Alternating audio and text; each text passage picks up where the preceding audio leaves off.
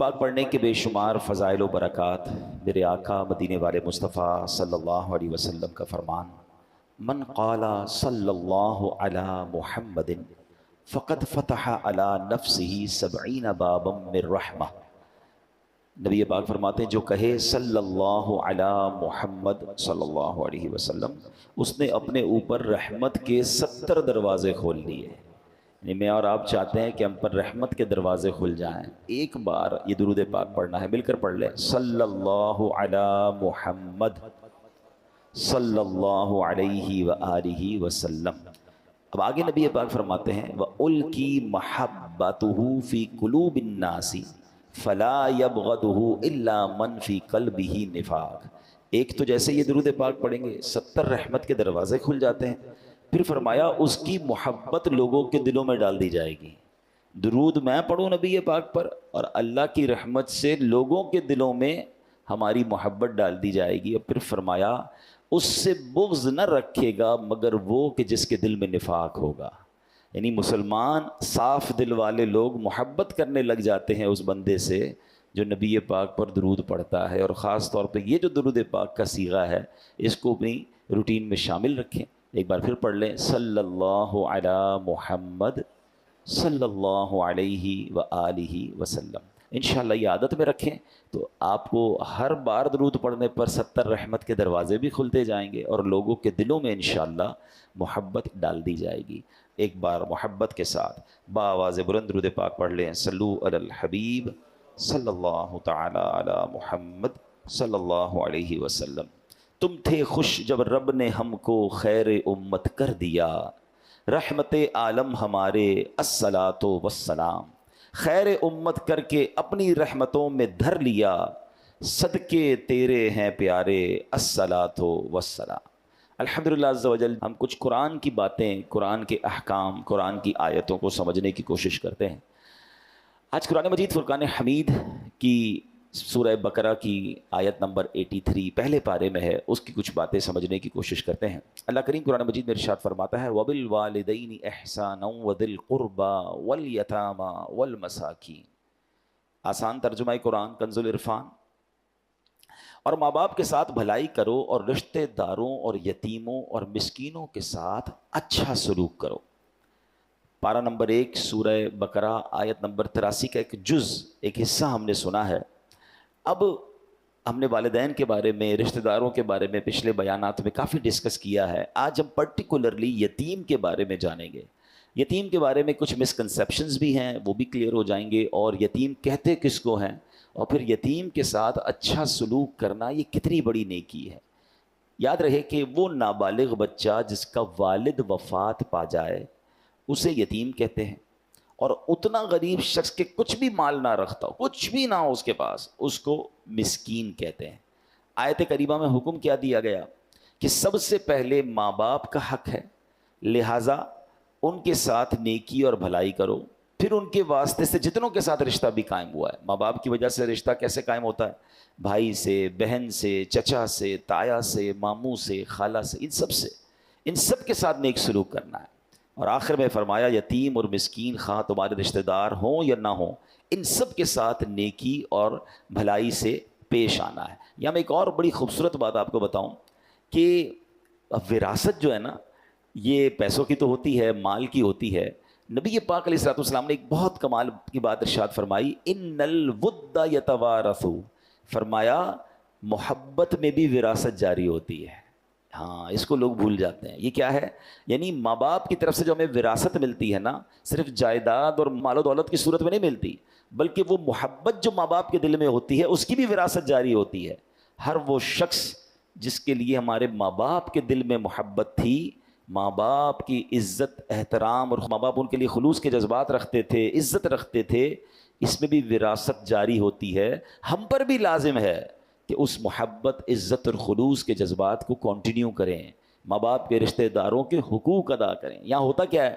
مثال کے طور پہ ماں باپ کا انتقال ہوا، اب والد صاحب اپنی بہن کے ساتھ، اپنے بھائیوں کے ساتھ، اپنے رشتہ داروں کے ساتھ بڑا اچھا سلوک رکھتے تھے، مگر والد کے انتقال کے بعد اب بیٹا کہتا ہے وہ میرے رشتہ دار تو نہیں ہے نا، خالہ میری، اب میری مطلب پھوپھی میری کیا ہے تو چچا میرے کیا ہیں، وہ ابو کے رشتہ دار تھے. بالکل اسی طرح والد صاحب کچھ غریبوں کی مدد بھی کرتے تھے، یا والد صاحب کے بہت اچھے کچھ دوست تھے.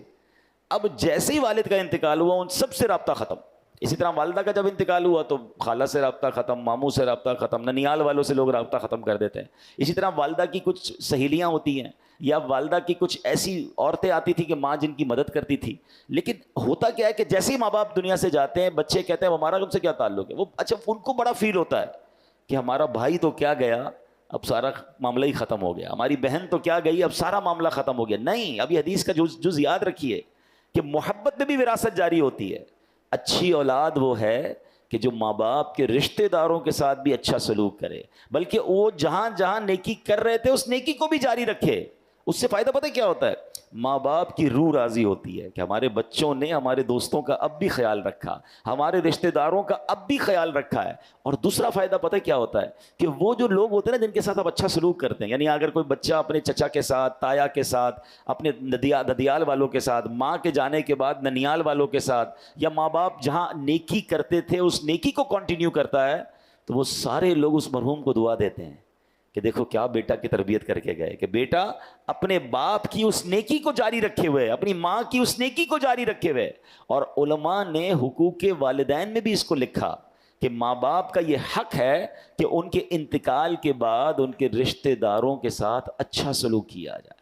تو قرآن کی اس آیت میں ہمیں کیا سمجھایا گیا کہ ہمیں رشتہ دار والدین کے ساتھ تو اچھا سلوک کرنا ہے، مگر رشتہ داروں کے ساتھ بھی اچھا سلوک کرنا ہے. یہ تو بات ہو گئی اس حصے کی. اب بات کرتے ہیں یتیم کی. اچھا، یتیم کے بارے میں ایک مسکنسیپشن یہ ہے کہ بہت سارے لوگ ملتے ہیں کہتے ہیں میں بھی یتیم ہوں، اور بہت بڑی عمر کے ہوتے ہیں یا جوان ہوتے ہیں. تو یاد رکھیے یتیم صرف نابالغ ہوتا ہے. جب وہ بالغ ہو جائے گا نا اب وہ یتیم نہیں رہا. ورنہ تو شاید یہاں بہت سارے یتیم بیٹھے ہیں، میرے والدین بھی چلے گئے ہیں، تو بھائی اب اس عمر میں یتیم نہیں ہوتا کوئی. اللہ پاک سب کے مرحومین کی مغفرت فرمائے.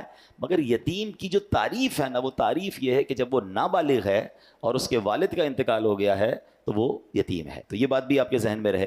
اب یتیم اور مسکین کی مدد کرنے والا یہ اتنی بڑی نیکی ہے اور اتنا بڑا ثواب ہے، سبحان اللہ. نبی پاک علیہ الصلوۃ والسلام فرماتے ہیں الساعی علی الارملۃ والمسکین کالمجاہدی فی سبیل اللہ او کالذی یصوم النہار ویقوم اللیل. آقا علیہ الصلوۃ والسلام فرماتے ہیں، بخاری کی حدیث ہے، کہ یتیم بچوں اور مسکین کے لیے دوڑ دھوپ کرنے والا، مثلا ان کی مدد کی کوشش کرنے والا، راہ خدا میں لڑنے والا، یا دن کو روزہ رکھنے اور رات بھر عبادت کرنے والے کی طرح ہے.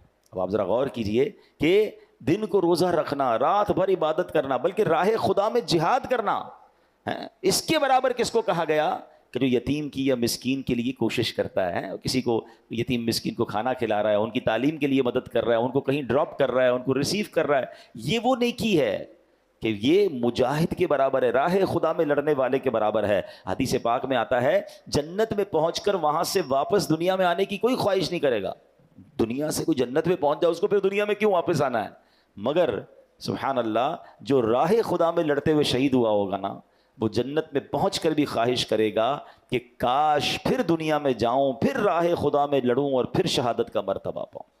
مبارک ہو ان لوگوں کو جو اللہ کی راہ میں لڑتے ہیں اور پھر شہادت کا رتبہ پاتے ہیں. اب عام لوگوں کے لیے تو یہ مواقع نہیں ہوتے، یہ تو فوج ہوتی ہیں دنیا بھر میں جو بھی جیسے بھی ملک کے لیے، وطن کے لیے، اسلام کے لیے جو لڑائی ہوتی ہے وہ لڑتے ہیں. مگر عام لوگوں کے لیے بھی کیا ہمیں ایک انعام مل گیا کہ اگر یتیم کی مدد کی جائے، مسکینوں کی مدد کی جائے تو فرمایا یہ راہ خدا میں جہاد کرنے کے برابر ہے. صدیقہ بنت صدیق حضرت عائشہ صدیقہ طیبہ طاہرہ رضی اللہ تعالی عنہا سے روایت ہے کہ رسول ذیشان مکی مدنی سلطان صلی اللہ علیہ وسلم نے فرمایا جو کسی چھوٹے لاوارث یا یتیم بچے کو پالے یہاں تک کہ وہ لا الہ الا اللہ کہنا شروع کر دے، اللہ پاک اس شخص سے حساب نہ لے گا. تو مبارک انہیں جو اس طرح لاوارث اور مسکین بچوں کی کفالت کرتے ہیں اور اس حد تک انہیں پالتے ہیں کہ وہ مدرسے چلے جائیں، وہ دین سیکھ جائیں، وہ اللہ رسول کا نام لینے والے بن جائیں، پیروں پہ کھڑے ہو جائیں. تو پھر انشاءاللہ یہ اس کے لیے مغفرت کا سبب بن جاتا ہے۔ ایک اور جگہ نبی پاک علیہ الصلوۃ والسلام فرماتے ہیں، اللہ اکبر، انا وکافل الیتیم فی الجنت کہاتین، آقا فرماتے ہیں میں اور یتیم کی کفالت کرنے والا جنت میں یوں ہوں گے، اور یہ کہہ کر نبی پاک نے شہادت کی انگلی اور اپنی بیچ والی انگلی کو ملایا، فرمایا ایسے جنت میں ساتھ ہوں گے جیسے میں اور وہ جو یتیم کی کفالت کرنے والا ہے۔ ایک جگہ فرمایا خیر بیت فی المسلمین بیت فیہ یتیم یحسن الیہ، یعنی مسلمان گھروں میں سب سے بہترین گھر وہ ہے جس میں یتیم ہو اور اس کے ساتھ نیک سلوک کیا جاتا ہو۔ لیکن آگے فرمایا وشر بیت فی المسلمین بیت فیہ یتیم یساء الیہ، فرمایا سب سے برا گھر وہ ہے جس میں یتیم ہو اور اس کے ساتھ برا سلوک کیا جاتا ہو۔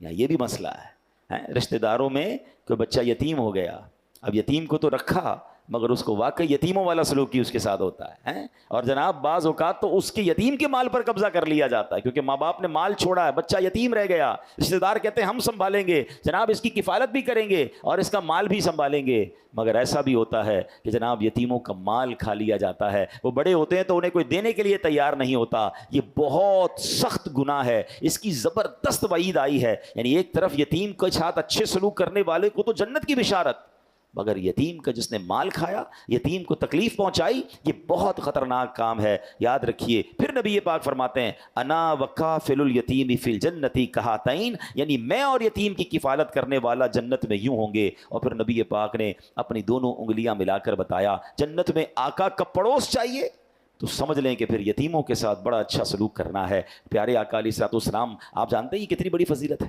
انبیاء کرام جنت میں کہاں ہوں گے؟ وہ درجہ جسے جنت عدن کہا جاتا ہے، اور ہمارے آقا اور دیگر انبیاء علیہ الصلوۃ والسلام اسی درجے میں جلوہ فرما ہوں گے۔ جنت میں آقا کا پڑوس ملنے کا مطلب یہ ہے کہ جس شخص کو یہ سعادت ملے گی وہ بھی جنت میں اسی درجے میں پہنچ جائے گا۔ اور سبحان اللہ، اگر جنت میں نبی پاک کا دیدار بھی نصیب ہوتا رہے تو اس سے اچھا انعام کون سا ہوگا؟ تو اس نیکی کے لیے تو کوشش کرنی چاہیے۔ آگے جا کے بتاؤں گا کہ ہم کیسے یہ نیکی کما سکتے ہیں، یہ کیسے پاسبل ہے۔ ہر بندہ تو اپنے گھر میں یتیم کو نہیں پال سکتا۔ اچھا، یتیم کو پالنے کے کچھ کمپلیکیشنز بھی ہیں، کچھ شرعی معاملات بھی ہیں، وہ بھی انشاءاللہ آپ کو عرض کرتا ہوں، کیونکہ کچھ لوگ شوق میں ذوق میں اپنے گھر میں ایک یتیم بچہ تو لے آتے ہیں لیکن پھر اس کے شرعی معاملات پر ڈسکس نہیں کرتے یا معلومات نہیں لیتے، جس کی وجہ سے پرابلم ہو جاتی ہے۔ تو آئیے انشاءاللہ اب کچھ اور باتیں میں آپ کو عرض کر دیتا ہوں کہ یتیم کو جو گود لیتے ہیں اس میں کچھ احتیاطیں ہیں۔ پہلے یہ سمجھ لیجئے کہ یتیم کو اپنی ولدیت نہ دیجیے، مثلا فارم میں، شناختی کارڈ میں، اسکول وغیرہ کے ڈاکیومنٹس میں اس کے والد کی جگہ لوگ اپنا نام لکھوا لیتے ہیں، ایسا کرنا شرعاً جائز نہیں ہے، یہ یاد رکھیے گا۔ جو اس کا والد ہے اسی کا نام ہونا چاہیے، آپ اپنا نام ڈاکیومنٹس میں نہیں دے سکتے۔ اسی طرح یتیم جب بالغ ہوگا نا تو اب پردے کے معاملات بھی ہوں گے، مثلا اگر کسی نے بچہ لڑکا یتیم ہے اور گھر میں کفالت کر لی ہے تو جس خاتون نے بے شک اس کو بیٹا سمجھ کر ہی پالا ہے، مگر جب یہ بالغ ہوگا تو یہ نامحرم ہو جائے گا، تو اب وہ احتیاط جو ہے وہ دوبارہ کرنی پڑے گی۔ پتہ چلا ایک نیکی تو کرنے جا رہے ہیں لیکن علم دین نہیں ہے، بعض لوگ کرتے ہیں، بہت خدمت کرتے ہیں یتیم کی، بچپن سے لے کر پالتے ہیں، مگر کچھ ایسی غلطیاں کر جاتے ہیں کہ پھر گناہوں کا میٹر شروع ہو جاتا ہے۔ اسی طرح اگر کوئی بچی لے کر آئے ہیں گھر میں اور اب وہ بچی بالغ ہو گئی ہے، بڑی ہو گئی ہے، تو مردوں کا، گھر کے مردوں کا جو اجنبی ہیں اس کے لیے پردہ شروع ہو جائے گا۔ تو جب بھی ایسا کوئی کام کرنا ہو، بار بار اسی لیے کہا جاتا ہے کہ اس کی شرعی رہنمائی لے لیں، علماء سے رجوع کر لیں، گائیڈ لائن لے لیں، طریقے موجود ہیں، اس طریقے کے مطابق کریں گے تو یہ نیکی بہت بڑی ہے۔ سبحان اللہ۔ اب جو میں نے بات کی نا کہ یتیموں کا جو لوگ مال کھا جاتے ہیں، وراثت میں یہ بڑا مسئلہ ہوتا ہے کہ کسی بھائی کا انتقال ہو گیا، اب اس کے چھوٹے بچے ہیں اور جناب اب بھائی کا حصہ بھی ہے، تو اب کہا کہ ٹھیک ہے بچوں کو ہم پال لیں گے اور جب بڑے ہوں گے تو جناب ان کا جو وراثت میں حصہ ہے وہ بھی دے دیں گے۔ لیکن بعض لالچی لوگوں کی نظر ہوتی ہے ان کے مال پر اور پھر وہ یتیموں کو کچھ نہیں دیتے یا اس میں ڈنڈی مارتے ہیں۔ یاد رکھیے قرآن مجید فرقان حمید ارشاد فرماتا ہے ان الذین یأکلون اموال الیتامی ظلما انما یأکلون فی بطونہم نارا وسیصلون سعیرا، بے شک وہ لوگ جو ظلم کرتے ہوئے یتیموں کا مال کھاتے ہیں وہ اپنے پیٹ میں بالکل آگ بھرتے ہیں اور ان قریب یہ لوگ بھڑکتی ہوئی آگ میں جائیں گے۔ یہ تھوڑے پیسے، یہ تھوڑی زیادتی، یہ جہنم کا سامان ہے۔ یتیم کا مال ناحق کھانا کبیرہ گناہ اور سخت حرام ہے۔ قرآن پاک میں نہایت شدت کے ساتھ اس کے حرام ہونے کا بیان کیا گیا ہے۔ یتیم کا مال کھانے کا یہ مطلب نہیں کہ آدمی باقاعدہ کسی بری نیت سے کھائے تو ہی حرام ہے، بلکہ آدمی کو اس کی خبر بھی نہیں ہوتی کہ وہ حرام کھا رہا ہے، حالانکہ وہ یتیموں کا مال کھانے کے حرام فعل میں ملوث ہو جاتا ہے۔ اس میں بھی وہی پرابلم ہے، وہ سمجھ رہا ہے میں ٹھیک تو کر رہا ہوں۔ یہ اتنا باریک معاملہ ہے، وہی علم دین کے بغیر کام کرنا جو ہے نا، اس میں بہت ساری قباحتیں ہیں۔ اب میں آپ کو اس کی چھوٹی سی ایک باریکی بتاتا ہوں۔ مثال کے طور پہ کسی کا انتقال ہو گیا اور اس کے بالغ بچے بھی ہیں، یتیم بچے بھی ہیں، تو اب اس کا ورثہ تو سب کو تقسیم ہوگا نا۔ اور اب اس کے انتقال کے بعد گھر والے کہتے ہیں کہ جناب ابو جان کے لیے ایصال ثواب کے لیے کوئی تیجے کا یا 40ویں کا پروگرام رکھ لیتے ہیں، قرآن خوانی رکھتے ہیں اور لنگر بھی رکھتے ہیں اور سب کو کھلاتے ہیں، ابو کو ثواب ملے گا۔ کام بہت اچھا ہے، لیکن اگر یہ کام اس مرحوم کی بچی ہوئی رقم میں سے کیا جا رہا ہے، اس کے ترکے کے مال میں سے کیا جا رہا ہے، تو یہ غلط ہو جائے گا، کیونکہ یتیم بچہ جو ہے اس کا بھی اس میں حق ہے، اور یتیم جب تک بالغ نہیں ہوتا اپنے پیسوں کا کسی کو اجازت نہیں دے سکتا۔ تو اب پرابلم یہ ہو گیا کہ مرحوم کا پیسہ بھی اگر یتیم کی طرف چلا گیا تو اب اس کی اجازت کے بغیر، اور وہ اجازت بالغ ہونے سے پہلے دے نہیں سکتا، تو مرحوم کے ایصال ثواب کے لیے بھی خرچ نہیں ہو سکے گا۔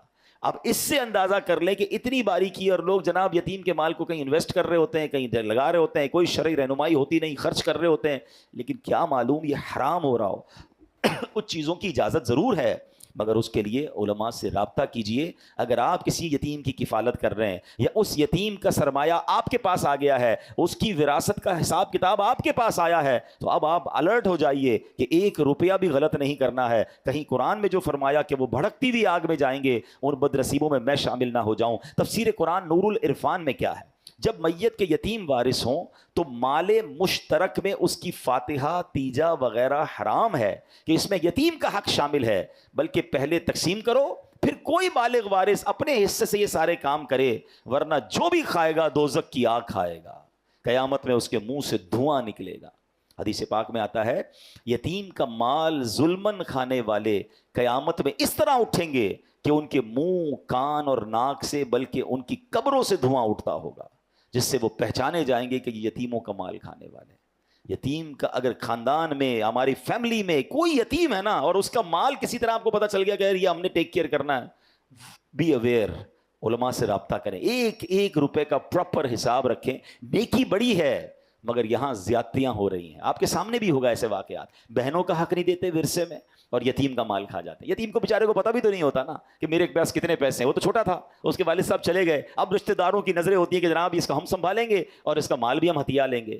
یہ مال نہیں لے رہے آپ، یہ جہنم کی آگ لے رہے ہیں۔ اس یتیم کی کفالت کر کے جنت آپ حاصل کر سکتے ہیں۔ پیارے آقا علیہ الصلوۃ والسلام کی حیات طیبہ کا بڑا شاندار واقعہ۔ مکہ مکرمہ میں ایک یتیم بچہ تھا، اس کی امت کے فرعون، یعنی اس امت کا جو فرعون تھا وہ کون تھا؟ ابو جہل تھا۔ اس ابو جہل نے اس یتیم بچے کی پرورش اپنے ذمے لے لی، سارا مال بھی جو اس بچے کو وراثت میں ملا تھا وہ بھی اپنے قبضے میں کر لیا۔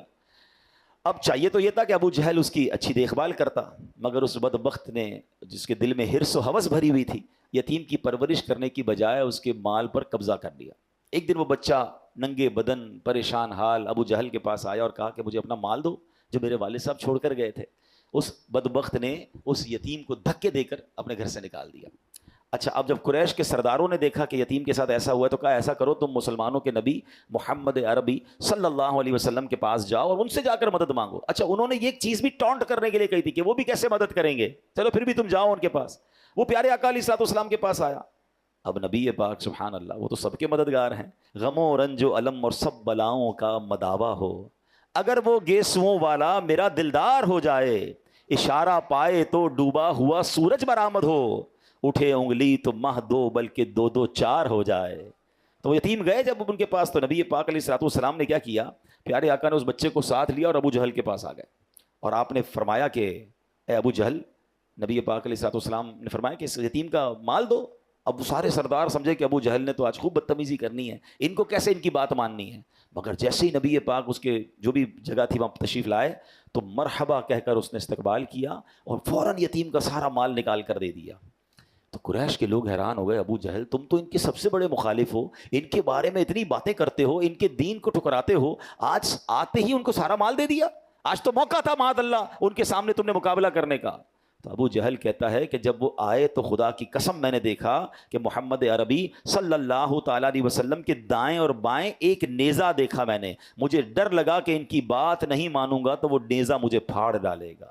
یہ معجزہ رسول اللہ صلی اللہ علیہ وسلم ہے کہ اس کو عذاب الہی نظر آنے لگ گیا تھا، وہ ڈر گیا، اور نبی پاک کی ایک ایسی ہیبت اس کے دل پر طاری ہوئی کہ اس نے یتیم کو جو ہے وہ مال لوٹا دیا۔ تو اے میرے پیارے اسلامی بھائیوں، یہ بہت بڑی نیکی ہے۔ ہم سب کو اپنے مال میں کچھ نہ کچھ حصہ، تھوڑا بہت بھی پارٹ جو ہے وہ یتیموں کے لیے رکھنا چاہیے۔ یعنی وہ بندہ کہتا ہے نا یار الگ الگ جگہوں پر انویسٹمنٹ ہونی چاہیے، الگ الگ کاروبار ہونے چاہیے۔ Do not put your all eggs in one basket. انگریزی کا مقولہ کیا ہے کہ سارے انڈے ایک باسکٹ میں مت ڈالو، وہی باسکٹ گر گئی تو سارے ہی انڈے ٹوٹ جائیں گے۔ تو کاروبار میں بھی لوگ مختلف جگہوں پر کام کرتے ہیں کہ ایک کاروبار میں مندہ ہو تو کہیں اور سے پیسے آ جائیں، تھوڑی بہت ہی انویسٹمنٹ لوگ کر رہے ہوتے ہیں۔ یہ دنیا کے لیے تو دماغ چلتا ہے، اللہ کرے میرا نیکیوں کے لیے بھی ایسا ذہن بن جائے کہ تھوڑے پیسے میں کبھی مسجد میں لگا دوں، تھوڑے پیسے کسی مدرسے میں دوں تاکہ قرآن پڑھنے والوں کا ثواب بھی ملے۔ اچھا جناب میں کسی غریب کی مدد کر دوں، وہ اپنے بچوں کو کھلائے، اس کا مجھے ثواب ملے۔ کسی کو قرضہ دوں تو قرضے کا ثواب بھی مجھے ملے۔ اچھا جناب اب اور کون سی نیکی ہے؟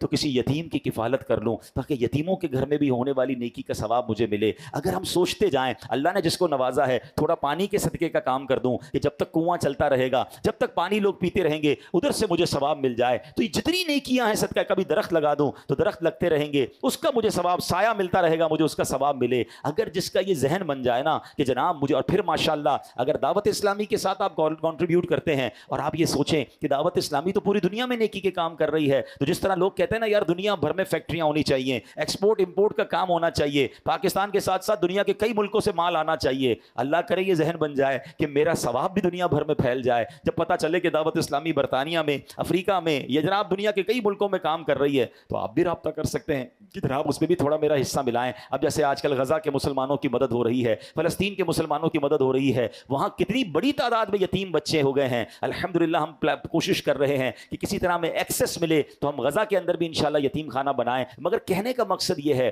کہ ہمیں خاص طور پر آج جو میں نے بیان کیا ہے کہ یتیموں کی کفالت، سب سے پہلے تو یہ سوچ لیجئے کہ اگر آپ کی فیملی میں، آپ کے رشتہ داروں میں کوئی یتیم ہے، اس سے اچھا سلوک کرنا ہے، اس کا حق نہیں دبانا ہے، بلکہ اس کا حق دلانے میں اپنا اگر آپ کردار ادا کر سکتے ہیں تو کردار ادا کیجئے۔ پہلی آپ نے سبحان اللہ حدیث بھی سنی تھی، قرآن پاک کی آیت بھی سنی کہ وہ راہ خدا میں جہاد کرنے والے کے برابر ہے جو کسی یتیم کے لیے مدد کرنے کی کوشش کرتا ہے۔ تو آپ یہ کام کیجئے۔ دوسرے نمبر پر آپ یہ کیجئے کہ یتیم کی کفالت اپنے ذمے لے لیجئے۔ اپنے گھر میں اگر یتیم پالنا ہے بڑی اچھی نیکی ہے، مگر اس کے شرعی کانسیکوینسز، شرعی تقاضے پورے کرنے ہوں گے۔ اور اگر آپ اپنے گھر میں نہیں پال سکتے تو آس پاس رشتہ داروں میں، پڑوسیوں میں، محلے میں کئی یتیم بیوائیں ہوتی ہیں جن کے بچے ہوتے ہیں اور بچے یتیم ہوتے ہیں، تو آپ ان کی کوئی ماہانہ مدد شروع کر دیں تو یہ آپ سمجھ لیں یتیم کی کفالت کرنا آپ نے شروع کر دیا، یہ بڑی نیکی ہے۔ حدیث پاک میں آتا ہے جو یتیم کو کھانے پینے میں ساتھ ملائے اللہ پاک ضرور اس کے لیے جنت واجب فرما دیتا ہے۔ تو مہینے میں ایک دعوت کر لیں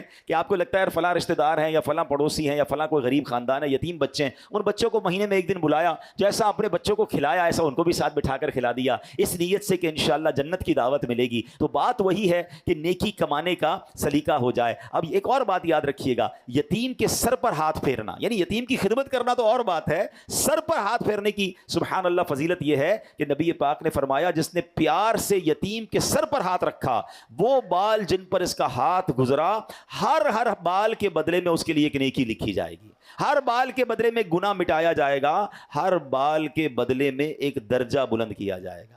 تو اللہ کی رضا کے لیے، اچھا یہ بھی کیوں؟